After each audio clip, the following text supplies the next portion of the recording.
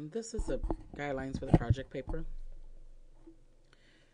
The first thing we have that you have to create is your cover letter. Your cover letter is your thank you to your nurse manager. You need to make it nice, positive, and appreciative. It must have a salutation. It must have a space for you to sign your name, and your name must be printed with your title and institution along with the initials E and C.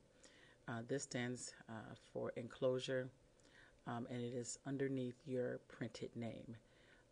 This is Jamie Lundberg's letter, and as you can see in the examples, that she has her printed name, leadership nursing student, St. Anthony's College of Nursing, and then the ENC.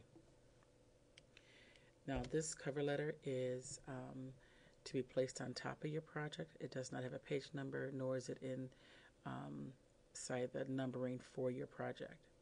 It is just a letter that you create, and then once you put everything together, you stick the letter on top. The next thing you have is your title page. And as you can see in this example, I said leave the running head off. I said leave it blank. I said leave the title, the page number off. I said leave that blank. Your title page should be creative. It should have your name, the name of the college, and the title of your project, of course. It needs to look like a business report. I don't want it to look like the research paper. Your page numbers then should start on page 2, and that should be your executive summary. Your executive summary is only one page. It is like an abstract, which means that you should create it after you have written your paper. It should give the highlights of your paper, and it needs to include everything from your purpose and rationale through the recommendation section. It needs to be bulleted, and it needs to have complete sentences. So as you see in this example, the hearts are her bullets, and then she speaks about her paper throughout in complete sentences. Again, this must be only one page long. Page 3 should be your table of contents. Your table of contents, unless you have a 100-page project, should probably be only one page.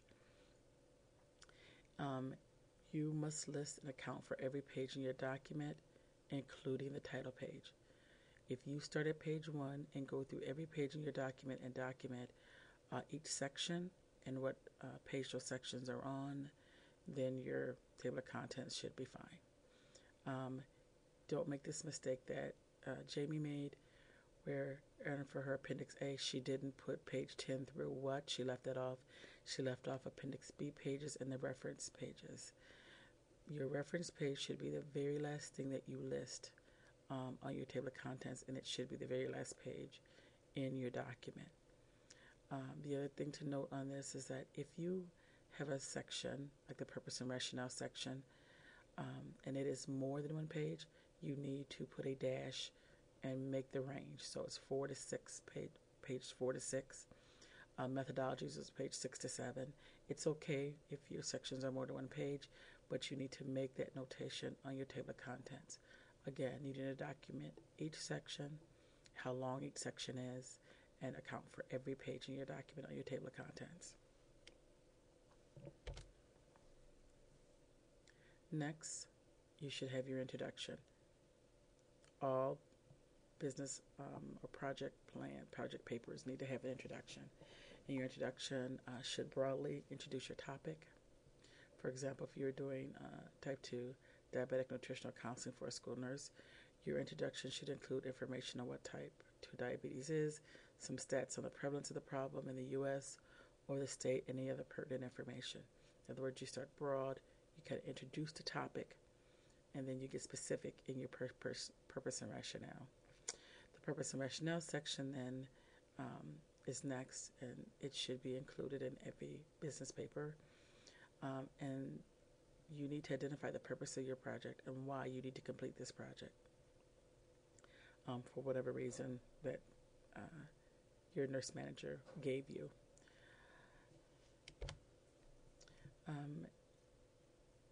Then you need, if you have to, include the history of the problem. In the history of the problem, Jamie in her paper does not have one, which is why I made the box at the end. The history as it pertains to the organization, the school, or the unit. It is where if there has been a significant history of something, say falls, that would be the reason why you were doing this project, but you need to actually explain the history. So say you're doing a fall prevention, and they've had numerous falls for the past 12 months. In fact, the fall rate has increased exponentially from January to December.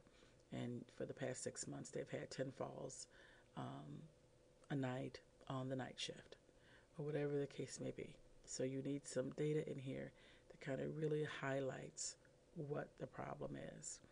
Some people have a history of the problem, some people don't. It depends on the project that you're doing. How you know if this is something that you might need, you have to check with your project instructor.